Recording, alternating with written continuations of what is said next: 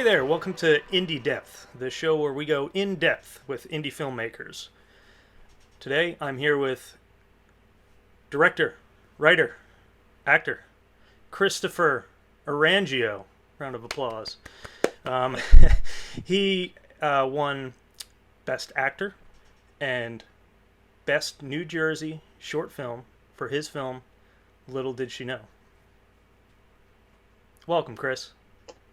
Thank you, Andrew. I appreciate it. That's a really good introduction. Maybe I could just bring you around and could always introduce me like that. I won this, I won that. So I, I'll, I appreciate I'll be it. your hype man, no worries. Thanks, man. Thanks. Thanks for having me on, though. Yeah, thanks for being here. So, what I want to do with this show is really just go in depth on topics. You are a triple threat. You're a director, you're a writer, you're an actor, and you've won awards for pretty much collectively all of these things. Um, I'd like to start with directing. hmm Um, how do you approach a project? well, I guess once the script's completed, I um, I get a lot of influences from some of my favorite movies and some of my favorite directors, and you hear and some of those favorite directors aren't like, I love Scorsese, but some of my favorite directors could be some of my buddies like you or Jessica Mealy or other directors I've had the fortune of working with when I was living in Florida and when I moved back up here. And as cliche as it sounds, every time you're on set, and if you want to be a director, but you're on set as a PA or a AD or even as an actor, you watch how that director works. My process is, I don't really think I have a process, honestly. I think I'm very anal about stuff, and the more I've been doing this, the more I guess I'm trying to be a perfectionist. Like, you and I have worked together on a few projects, and I think we've worked, and they've been pretty successful because we want, like, you kind of counterbalance how, like, I want like 5, 6, 7, 8 takes, and you're like, well, I think we could do this in 3 or 4 takes, and I think there's a lot of give and take there, and I think that's also a good thing for a director. You need to trust your crew, especially with a project like Little Did She Know. I wrote, directed, and acted in it, and I needed those outside forces to tell me, like, this is good or this doesn't work.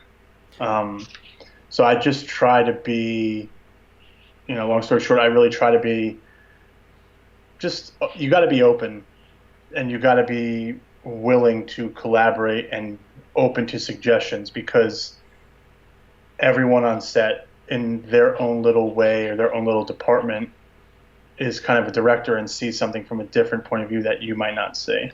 Right. One of the things I learned um, after a while, this does not come easily, is that you bring people aboard because of what they can contribute. You're Yeah. not bringing people to be action figures. hmm You're not bringing crew to just stand there and do what you say. You are very much the director. Yeah. For lack of a better term, you want to take good talent and you want to push it in a direction. And Yeah. once you have those people, you just gotta trust in them, that you gotta let them do their thing. Yeah. I learned something very hard in college. I wanted to make my senior thesis film with my friends instead of an actual crew. So you bring your friends on as as DP, as the audio, as AD, and they're just your friends. They're not professionals. Mm-hmm. As like, if you meet someone at a film festival or a networking event, I and they specialize in producing, directing, writing. You bring them on for that, and then that's how a friendship grows. I met you through a short film screening, and we developed a friendship. But I think we've only gotten closer because we've worked on stuff together. You've casted me in some of your projects. I've hired you for music video, short film. And we built that trust through those projects. And that's, I think, I think directing, a lot of it goes into hiring your crew and casting the right person for the right role. I think Right. that's heavily in directing. A lot of people want to say directing on set. Yes, that is, that is the bread and butter. That's what a lot of people think. But I think casting and picking your right team is essential in becoming a good director on any level. Like you said, we're indie we're indie filmmakers, so we're known for, oh, we have 300 to 500 bucks, if that. How can we make a short film? Right. Right. Deep pockets. Yeah. It's no, you're definitely right in that being involved, not just at production, not just having a script, reading it, and then a month later showing up. Yeah. That's not how it works. It's you have to be so involved in pre-production and post-production, because essentially when someone, say it's not your script, someone hires you because of what they've seen you do, how how you have created and made certain emotions or certain whatever you're good at, Hmm. they will hire you to sort of do the same thing, And my chair keeps sliding down. This is going to be a recurring joke. I'm tall again. Um, so I guess what I'm trying to say is, um, there's something that you do really well, even if you don't know exactly what it is. It'll be different for everyone Hmm. who explains it to you. And what you're really doing is putting your take on a screenplay. Yeah. You've got the vision for it, and it may be different than what the writer had in mind. It's going to be different than what the actors have in mind at times. So how do you reconcile that when you're having these conversations with the cast and crew? That's a really good question, because lately the projects I've been doing and even going forward, and I don't know if it's an ego thing or if it's a control freak thing, but I've been like at the helm of like I've been the writer, the director, and I've wanted to act in it, not be the star per se, but I wanted to act in it. And I think you are able to be a little bit different person in each of those roles. As a writer, you're very, very creative and you get to create this world, but as a director, it's more realistic. What's the most realistic thing we can do, and the Mm. most realistic thing that can happen with the things that are offered to us. And the last few projects where I've done that, like I said, you've been a director of photography. I've had my friend Devin be AD, and you guys have kind of wrangled me back. Like, it's good that, like I said, it's good to have those crews. But when you're directing and acting in it, I get a lot of feedback from my co-stars or my co-cast members, and I'm very open to, like, read it, let me know what you think of the character, and if you have any suggestions, please don't be afraid to bring them up to me, and we'll discuss if it works out or not. So I really enjoy that whole I think you could tell if you're going to mesh with someone really well if as a director, you say, hey, come to me with anything that you think is good, whether it be DP, AD, or cast, and they come at you with like something that exponentially helped out the project. Like, Mm. for example, really quickly, there's a scene in Little Did She Know. Spoiler alerts, I apologize, but they go to visit someone. I won't spoil it too much. There's a scene where they go visit someone, and this character is supposed to be a little flamboyant, will you say. So the first two takes, the actor played flamboyant very well. And I remember you coming to me, Andrew, and saying, why doesn't he just act like a normal guy? Like not like, why doesn't he just read it as is and just for an extra take? And that's something I never thought about because I was so like, oh, I need to make this character this way for this story to go this way.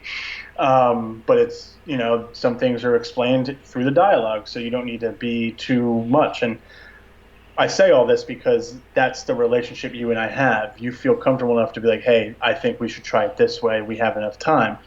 You go on some sets and there's not that relationship there. So, um, for directing, I think having a really good relationship with everyone is so important, and not to act like you're holier than thou or high or on your pedestal, because you need these relationships for a film to succeed, in my opinion. And I think you definitely learn that more over time. I know my first film in college, I had what I wanted in my head, and it was difficult when I wasn't getting the response that I wanted from the actors, or if Mhm. the rhythm was off, and I didn't quite know why. Was it because they And didn't care, or is it, or what was it? no, no, I think it was just that I was a young filmmaker, and oh, I just slid down again. Um, I was a young filmmaker, and I didn't know how the process worked. And in fact, they say you write a movie 3 times, as a writer, in Hmm. production, and in editing, in post production. So I wasn't maybe aware that the film evolves as much as it did. I wanted the idea I had in my head put to paper, shot on film or digital, and then the edited product to be exactly what the idea was in my head. And it's just, it's not how it works. I mean, Yeah, if I have any advice for young filmmakers, it's um, take risks, be open. What you have in your head won't be what comes on screen. There's not going to all the be, not all the time, not not all all the the time, time. There are going to be elements, but never 100%. And you have to but be okay also, with yeah, that. yeah, exactly. I was about to say, be happy, be happy with what you have, and also be happy that there was a moment, I hate admitting this because it just shows how much of a crybaby I am, but Juicy after details. after after we shot Little Did You Know, we shot 16 pages in 2 days, and it was with some of my good friends, but at the end of all of it, everyone on set, like, I still talk to, like, we're still good friends. I sat there, I was like, man, in like 2 3, like, I've been wanting to make this idea for 2 years, and it came to fruition. I sat there and I cried a little bit because I was so happy, but also like, damn, like, I just spent like the last 48 hours with these guys, and now I got to go back to reality, and it stinks. But that's what I'm saying, like, just enjoy, like, enjoy every moment you have, whether you become a famous filmmaker or you stick it with the indie world, and you just enjoy every little project, for better or for worse, because it's just fun. It's a lot of fun when it comes down to it. The worst project I ever been on, I still take away fun moments from that. So You learn every time. yeah, oh Even yeah, no if, matter how old you are. yeah, no matter how good it was, they could Yeah, be a great film, but you see something that, oh, I could have done better. But next time you do better. or for me personally, I thought shooting in a park would be perfect, and it wasn't. So you learn, like you say, you learn, like, all right, don't be so stubborn next time, and why don't you think of an alternate place to film this? So, or, don't take, shooting in a park to me sometimes is the easy way out. That's how I look at it when I want a scene. Oh, like, let's just shoot in a nice park. Hmm. But unless if you have like permits to shut down the park, it's always going to be noisy. It's always going to Sure. be a hassle. So, you learn a lot too as a director. Every project you learn. If you don't learn something, then that's just bad. Then I think you're not doing something right. Could be. I think the important takeaway is don't be precious. Yeah. Don't be precious about, I want this to be exactly this way. I want this to be exactly this way. Be open to your other cast and crew members' contributions, because Hmm. your brain is running 1,000 different things at once, especially if you're wearing multiple hats. Yeah. So somebody else is going to bring an idea, and don't just, if you're new, don't just shut it down Hmm. first thing. Take a And second. don't, You're yeah, and don't, allowed to be quiet. You're allowed to sit and think. Do this if it means don't talk. I'm thinking. Um, but yeah, a movie doesn't stay the same. It's always evolving, and once you finish it, I'm sure you still want to change stuff. George Lucas yeah. does it like every 5 years.